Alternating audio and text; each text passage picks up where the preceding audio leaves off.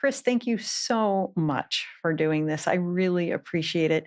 Our career paths have crossed so much during the last 30 years, but since 2012, you have been the Chief Information Officer at the Mayo Clinic. And I would have to say that sounds like a daunting job. So, what exactly does that mean? Well, it's running all of the electronic system for patient care and billing and administration and research and education. It's about 2,600 people who are supporting a 500,000 desktop computers and the many, many petabytes of data and all kinds of innovation. Oh my God, more daunting than I even thought, actually. And so, within all of that, that of course includes the electronic health record, which patients access and doctors access, and everyone else does as well. And in 2018, you found yourself on the other side of that electronic health record, not as the CIO, but as a patient. Tell me what happened. Yeah, it turns out it was a pretty significant diagnosis. So in May of 2018, on May 5th, we were turning on a new electronic system for our Rochester campus. We had gone live elsewhere, but this was kind of our big one. This was, in the words of our former CEO, John Norsworthy, the biggest project that Mayo had ever done at that time, and it sure felt like it. So we had literally tens of thousands of people were going to start using this new system, supported by many thousands of staff getting ready. And about that time, I started to have some health problems, some symptoms. Didn't feel so great. I had had gut problems throughout my life. Many people do. And so I discounted my gut problems as, just stress related. And that I would get through this, go live, and then I'd get things checked. So I had an appointment in June and had a colonoscopy that had a pretty negative result. And within a few days, I was diagnosed with stage 3 rectal cancer, advanced, but not yet spread through my body, which was the only good news I got that day. And then Wow. a few days after that, I had a port installed in my chest, chemotherapy a few days after that. And I was off on a journey of trying to cure this cancer. Wow. What was your reaction to that diagnosis? Well, I have to tell you, it was kind of out of body at first. Remember, I was in crisis CIO mode. Every day something was going wrong or was breaking or needed to be paid attention to. So this was just one more thing. And it took me a few days for it to really sink in that this was me. I think the place where I really realized this is me is when I went to get the consultation about having this port put in my chest and watched a video about how that worked and so on. And I thought, oh my gosh, this is for real. This isn't third person. Yeah. This is going to happen to me. Yeah. So went And fast. so, first of all, I'm so sorry that you had to experience all of that. And it sounds like when you got diagnosed, you pretty quickly got into treatment. So, my question is, did you think about, I know I'm at Mayo and there's great doctors here, but did you think about getting a second opinion anywhere else? And was it, or did you feel it was urgent to get your care taken care of? Well, it was urgent for sure. And I was in, by this point, a lot of pain because this tumor had gotten large. I think, everyone should consider getting second opinions. Everyone should think about where they want to get care. Honestly, I had been close enough to Mayo treatment and knew enough colleagues that I didn't give it a second thought. But if I was any place else, of course I would have. And, from our previous conversations, it sounds like while you trusted the doctors that were going to be taking care of you, you did a lot of your own research Good. to be well informed yourself. And I just want to make sure that people understand that you're really smart and you're the CIO of Mayo, but you're not clinical. No. So what type of research did you do? Where did you go to get the information that you needed? Yeah. So I certainly read a lot because that's my normal, learning style. And so I went to websites associated with colorectal cancer to try and educate myself about treatment. But I also talked to a lot of people. Um, I was assigned to an oncologist who I had an immediate good connection with, but I knew that there would be surgery ahead. So the person who was the head of that surgical department was someone I knew well. I called him up and he said, "Oh my gosh, I saw your case at the tumor board earlier today. Complicated case. I didn't know it was you." Um, and we had a conversation back and forth, and he told me, "You know what? I'll do your surgery if you want me to. But the person you're assigned to, if I had the same diagnosis or one of my family members did, I would send him to this surgeon as well. He's, kind of one of our stars and trains all of our new trainees and so on." So that filled me with a lot of confidence. But I also reached out to a gastroenterologist colleague to get his consult. Um, Mainly, it let me explore the boundary, but it kind of pushed me back towards the center, towards the team that I had been assigned to. So, between your reading and your access to some really great people at Mayo, you felt comfortable just moving forward. I did, but I don't want my story to be the story for everybody. I think other people should reach out, get second opinions, ask friends. At the time, I was in a relationship with a wonderful doctor who gave me some guidance along the way, some calm reassurance. I had the ultimate insider connections, but I think it's really appropriate that people do take a moment to say, my primary care doctor has now given me this diagnosis and I'm going to enter into the next phase of treatment. You should take at least as much effort thinking that through as you might thinking about like, what car do I want to buy next? You know what I tell people is that they should get enough information and see enough doctors and get enough second opinions, sometimes a third, fourth, and fifth, that they feel completely comfortable and at ease with their decision. Right. Because if you have any sort of ambivalence, then it could create regret later, even if you have a good outcome.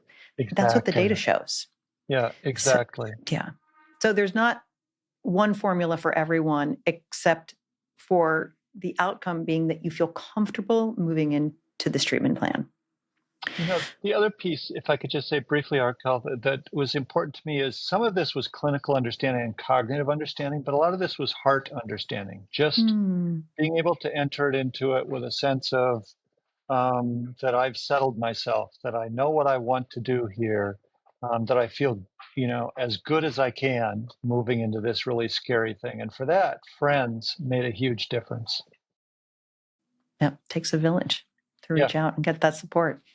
Um, so you had several weeks of chemotherapy, and then you had more treatment after that. What did that look like?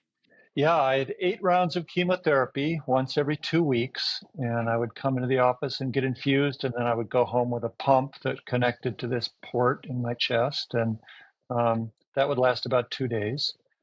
And by the end of the first week, I started to feel okay. And the second week, I felt pretty good. Then after that, I had radiation therapy. That started about um, Halloween, and I had 25 rounds of daily radiation therapy. I would go in every morning, very brief procedure, and then I would drive myself home. And then after that, a pause, in part to allow for some healing after the radiation, but also just for some personal and professional reasons. I really wanted to have a little gap in early 2019. And then I had surgery in March of 2019 Wow. that had finally addressed the problem. Yeah. Within all of those steps, were you presented with any alternatives to the treatment plan itself? Yes. So when I approached the chemotherapy, it turns out that for my kind of tumor, there wasn't a type of mutation that made it a good candidate for some of the newer kind of immunotherapy or other kinds of things that apply. So I knew that I was going to have that formula. For radiation, Mayo Clinic has both standard radiation therapy, which is based on photons, light beams, but also a proton beam therapy, which is um, a newer therapy. It was explained to me that photon was more appropriate because they were trying to irradiate a pretty large area because I had a tumor and then also lymph nodes around that tumor that were likely to have cancer cells in them. So they wanted to irradiate a far area. And then the other piece, Arkel, is about the time that I began therapy, the treatment regime was beginning to change. The regime earlier was do surgery, get the tumor out, and then sort of clean up remaining cells with chemo and radiation. But it was switched to something called adjuvant therapy, which was to make the tumor smaller before you do the surgery. And the pros and cons were explained to me about that. And I took the suggested route of doing the chemo and radiation. It just made sense to me. It made intuitive sense. Let's knock this bugger down and then cut it out. Yeah. Was the sequence a choice for you that you were making as a patient that was laid out for you almost like a menu, or did they really strongly recommend an approach? You know, they recommended the adjuvant approach, but noted that this was a recent change in direction, and did I feel comfortable with it? So my statement was, I want to get the most aggressive therapy I can that gives me the greatest chance of survival. And they said, well, then the chemo and radiation is probably the place to start, but it means I needed to endure having this large tumor in my body that had an effect on my body functions. And the chemotherapy is hard. I began to develop neuropathy in my hands and feet because of the chemotherapy drugs. And my oncologist said, do you want to stop short of 8? And I said, no, let's keep going because I really want to knock this thing down. So you were really aggressive in terms of chemo and radiation. Yeah. But you weren't quite as aggressive as maybe your doctors and surgeons would have suggested with respect to the surgery. Can you talk about that? Yeah, this is a very personal choice thing. And I want to declare that this is my choice and not what everyone would choose. But one of the things that's often a consequence of colorectal surgery is that you have to wear an ostomy device, a bag on the outside of your body to collect body waste. And, there's all sorts of ways to think about it. But my view was I was willing to accept a little bit of risk if it meant having an opportunity to avoid having that colostomy. And my surgeon talked about pros and cons with me, and I appreciated it, but I held pretty steadfast that that's what I wanted to do. In the end, it turned out they didn't have any surgical compromises that they needed to make in order to accommodate me. I had a temporary ostomy that lasted for about 8 weeks, and then it was surgically removed. And based on that experience, frankly, I was glad that I ended up where I was. Because it's not terrible. One can live with it. I know many people do. I can if it ever came to me again. But that was probably the only place where I, expressed a really strong opinion about my outcome. Yeah. And the trade-off that you were making at the time was the quality of life impact of having a colostomy versus the potential risk of a recurrence. Exactly. And you're the only person that can make that trade-off. Only I decision. can do me. Right. You can do you. You can do you. Right. So you got through all of that, but then 3 years later, you had a recurrence. Yeah, a little bit less than that, actually, about 2.5 years. I had regular scans, CT scans mostly. And in August of 2021, August of 2021, I had a clean image. And then, 2020. And then in January of 2021, went in for another CT scan, and there was a suspicious area. They then did a needle biopsy, and it turned out that yes, it was tumor cells, and it was similar tumor. It had gone from indetectable to about ping pong ball size, on the outside of my large intestine between August and January of 2021. Wow. So, what were the treatment options that you had at that time? Like, what had to happen to address that? Well, what was recommended was to do exactly the same thing. And I'm glad that I did do the chemo, the radiation, and surgery because I looked up the survival rates. You know, the American Cancer Society and others will publish 5-year survival rates on retrospective experiences of patients. And the 5-year survival rate after my cancer, first type, was about 73%. But after a recurrence, 5-year survival was pretty bad, 27%. And my oncologist and surgeon said, don't pay attention to that because that's all patients backward looking. But most important, for most patients, most places, the treatment is chemo and radiation, but not surgery because the surgery is really hard. Once you've changed the anatomy, they told me doing the next surgery was hard. And it turned out it was really hard. So I wanted to do, again, as much as I could to maximize a treatment. So the plan was to do chemotherapy. They recommended a new regime this time, slightly more aggressive, I believe. Radiation therapy. This time, I advocated for could I be a candidate for proton beam therapy because it's more precise and maybe the tumor wasn't as widespread. And they said, yep, they would do that. And then a very complex surgery. I want to tell you one story where, you know, for some reason I got stuck in my head that the surgery was going to be just removal of the tumor because it was on the outside of my colon. And I sat down with my surgeon and oncologist and their nurses together in the office, and they said, nope, we're going to have to, again, remove a portion of your colon. And again, this risk about we don't know if we can avoid the ostomy that was important to you last time around. And that was the one part where I really felt beat down. I really felt pretty depressed in getting that news. And I sat there with these folks and they answered all my questions and they sat quietly while I just processed it. And, you know, to me, it seemed like I sat there for a long time quiet. I probably did. And when I came out of that sort of thinking, it was also the only time that I got emotional. And the reason why I got emotional is because I was appreciating the fact that these busy people were sitting here with me, not hurting me at all. And I thought about the decades of training that went into that and how they were here. It felt just for me. And I was flooded with gratitude. I got teary eyed and thanked them for being honest with me and giving me hope. Yeah. It's nice to be able to appreciate that. Yeah.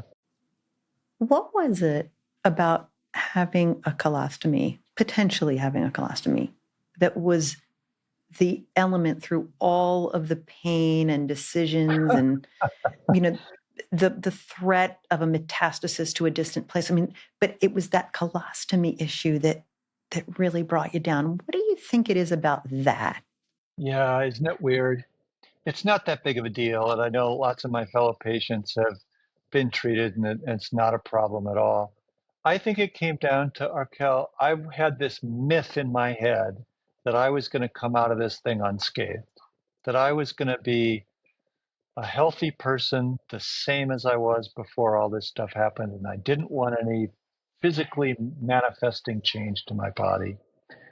And maybe the second piece is it felt like it was maybe one of the only things where I had a sense of control, that I could steer the ship a little bit. Because really, you've asked me great questions about treatment choices I had, but at the end of the day, there weren't many options. The options were narrow and they were sensible. It's possible, we'll never know, but it's possible that if you had elected to have a colostomy with round one of your surgery, that maybe that recurrence wouldn't have happened. So, do you Maybe. regret not having decided to go down that path? I would say in the end, based on everything I could understand by reading the notes and talking to my surgeon, it really did not have a material effect. But there Okay. was one thing that did have a material effect, which was it was planned during my first surgery that I would have this thing that intraoperational radiation therapy. While my body was opened, they can place a radiation oncology device inside the body and intensively treat the area of the tumor with electron radiation. And when they did the surgery, they discovered that the margins around the tissue removed were so clear, wide margins. The tumor is here and the tissue they take out here, and there was no tumor cells out here, that they thought that the surgery was very successful and they didn't need to do it. I don't know. I'm not a doctor. In retrospect, could potentially that radiation therapy have avoided the recurrence? Maybe. I did have honest conversation about that with my radiation oncologist, my oncologist, and the answer was we don't know. But I sure wanted it the second time, Yeah. and so it was part of the surgery. Yeah. And that was a really long, long surgery. When you said it was complicated before I mean, that doesn't even begin to describe how complicated this was. It was like 17 hours, right? Yeah, it was about 17 hours, and it had, I think, 6 specialists. It was my colorectal surgeon who was in charge. Then there was a urological surgeon to protect my bladder and so on. A vascular surgeon because they had to cut off a vein artery pair. An orthopedic surgeon to manage the nerves and any other repair work. A plastic surgeon to potentially take tissue to create a new buffer near my pelvis based on where the tumor was going to be. Oh, and the orthopedic surgeon was there in case the tumor was into bone. We needed to be there for that. And then the radiation oncologist who was there to do the intraoperational radiation therapy. And the surgery was challenging. They ended up having to repair the ureter from my kidney down to my bladder because the radiation damage was significant enough. And the process of moving the tissue in order to remove the tumor destroyed the ureter. So they fortunately had the right surgeon in place, the guy who was really the expert at this thing where they take tissue from your bladder and they make it into a ureter. So I had the A team, but they were You sure busy for a did. day and a half. You did.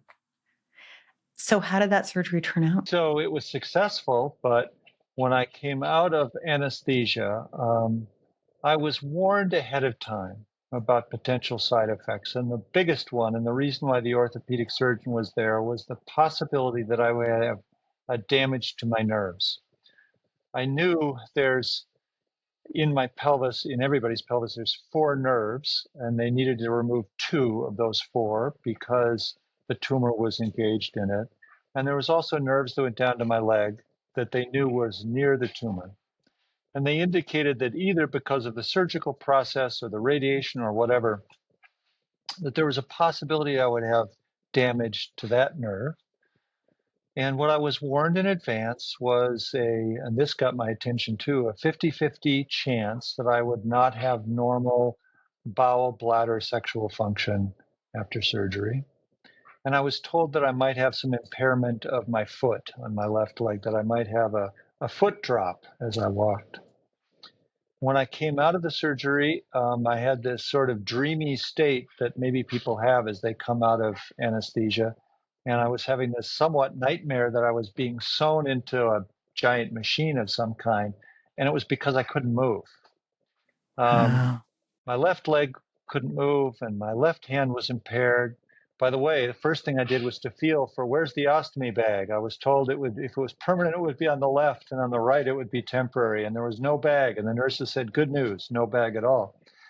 But then I tried to explain to them that my left hand wasn't working very well, and I couldn't move my left leg as they're asking me to move. And it turns out, in fact, my left leg was completely paralyzed coming out of surgery. Oh my God. And temporarily, my left hand was impaired. I couldn't lift my hand. I could squeeze a little bit, but couldn't lift it. So, you woke up with no ostomy, as you said, good news. Good news. but paralyzed on the left side of your body, your arm temporarily, your Right. leg Yeah. for a much longer period of time. And the and what you had been told is that there was this 50-50 chance that there could be nerve damage. So, was that do you think that the risks were do you think that the risks were adequately explained to you before your surgery? How do you feel about that? Yeah. They did well explain it, and I never had a sense that I was misled or that the warnings were inadequate. When I signed consent forms, it was explicitly listed. It was in all the notes that I read before the surgery.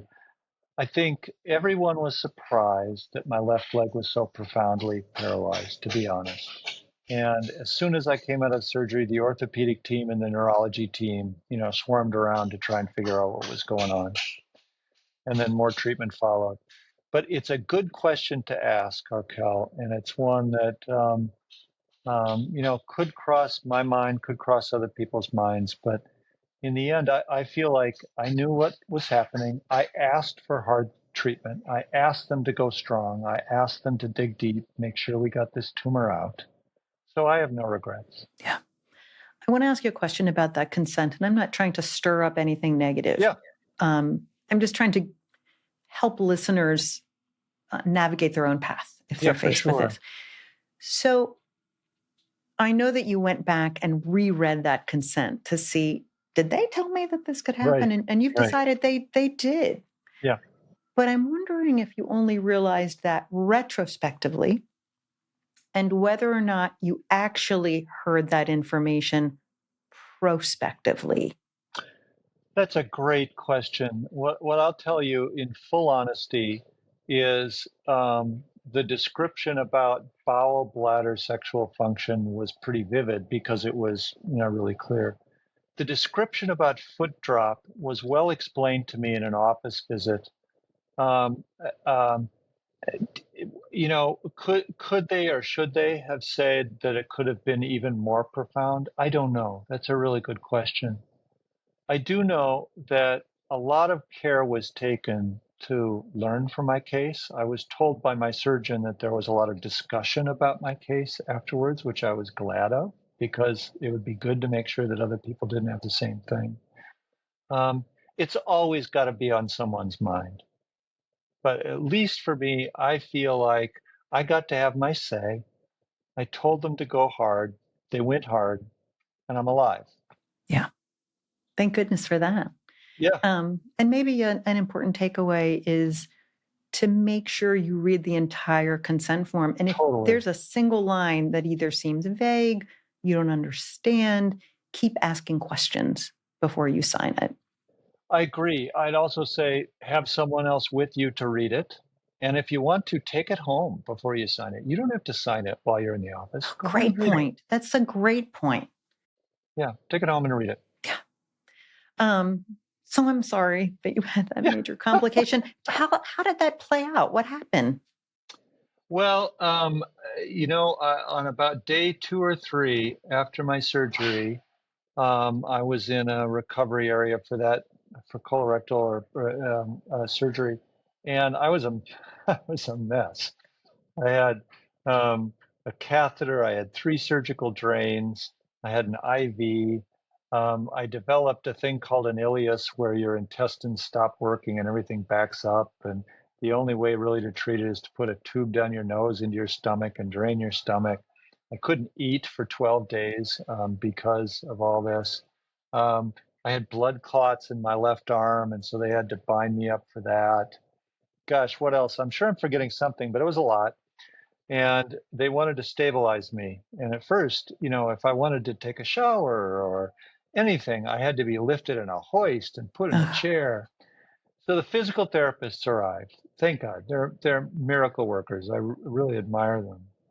And they very thoughtfully started to work on trying to regain function in my hand through the occupational therapy team. And the physical therapy team put me in a leg brace and stood me up.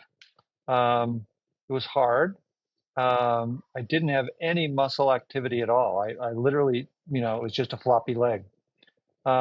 but they taught me how to take a couple of steps and so on.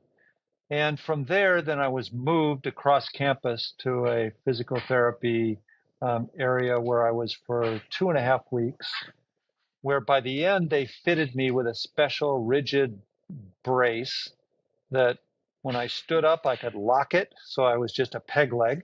And when I sat down, I could unlock it. And I learned how to walk up and down stairs. There was a mock up of a car. They taught me how to get in and out of a car seat, how to push a wheelchair, how to use a walker, how to use crutches. They taught me everything. How to live again. Yeah, exactly. Yeah, It was with a truly, disability. With a yeah, disability. it was. And it was a possibility that these are going to be lifetime disabilities, where I would be paralyzed in my left leg. And by the time I left the hospital, my hand still couldn't work. So they had a arm brace for me. And I learned how to type a computer with basically my thumb and my right hand. That was a trick. So a lot of accommodation. Wow. And then how are you today? And how long did it, what was the progress like? I Yeah, mean, it's been a few years. yeah. So I got out of the hospital August of 21, and then though I work in Rochester, I live in St. Paul, Minnesota, 80 miles away. I came home and I did outpatient therapy through Alina Courage Center. They were fantastic. I went in every day.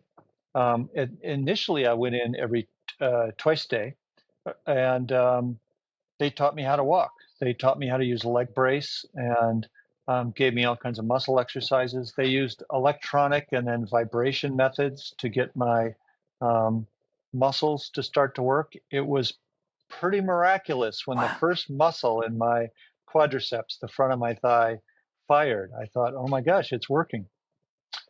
And then I graduated to a soft leg brace and then to no leg brace at all by December of 21, around Christmas time. I could walk with a leg brace and kind of a hiking pole. And then I got rid of the braces and started walking somewhat normally, February, March, something like that. Could you live independently during that time? I did pretty well. Yeah, I did. Wow. Yeah, Wow. Incredible. yeah. And so now, how are you doing now? I'm great. I walk a lot. I can't run anymore. I miss running, which is a bummer. I've replaced it with rowing as my cardio, which I really, really like. But I can, you can see a little limp if you look carefully. But normally I'm pretty good. Oh, that's excellent. So it's now several years later, and this whole journey has had a huge impact on you. And it's inspired you to write a book that's coming out next month in September. I'm going to start that over.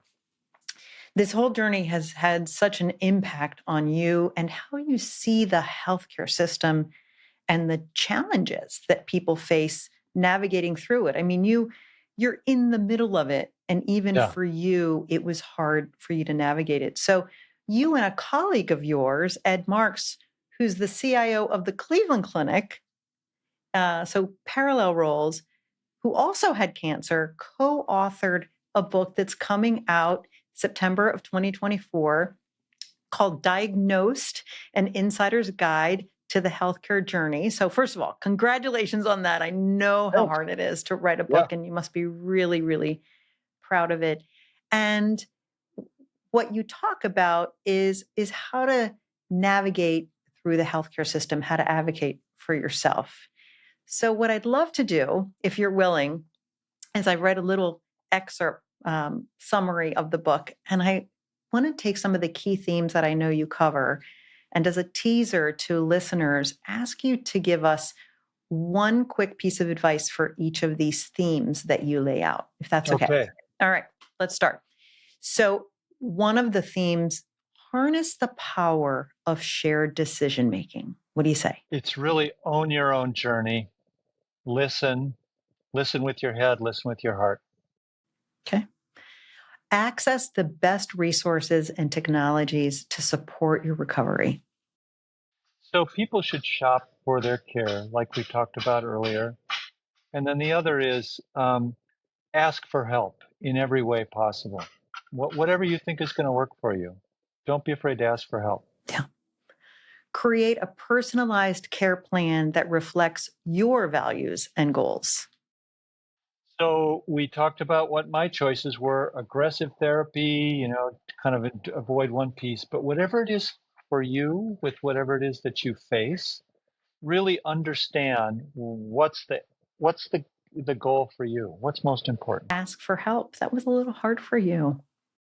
Yeah, I'm terrible at it. I've got so many friends and they're lovely and delightful and they always want to help, but I'm a pretty private person for whom it is really hard. Now, Ed, my co-author, he lives a He lives loud and large. large life. Ed He's great. lives large. Yeah, he's a great guy. For him, it was easy. Rally the troops. For me, it was a very small number of people. My youngest daughter lives in St. Paul. She was unbelievable help. And of course, my friends rallied whenever I asked for help. But it is hard. Is it a little easier now that you've done it? I'm getting better at it, Arkel. But you know what? I never want to have to ask for help like that again. I get it. I get it. I understand. I'm the same way. And then finally, celebrate your milestones, honor your losses, and embrace your new normal. Yeah, so I'm not a runner anymore, but you know what? I entered into this whole thing with two goals, which was find the gift. What was the gift going to be of this journey? I didn't want to have cancer. What was the gift going to be? And number one was I wanted to be a better CIO. And so I learned a lot being at the pointy end of the systems that I run every day. And then the second was live with joy as much as I Mm. can. I don't know how much time I've got. I don't know what limitations I'm going to have. But whatever is my baseline, my new normal, I'm going to try my best to live with joy. Well, that's a perfect way to end. Live with joy and inspiring message from you. Cris Ross, thank you so much for joining me. Thank you. It was a pleasure to be with you, Arkel. Awesome.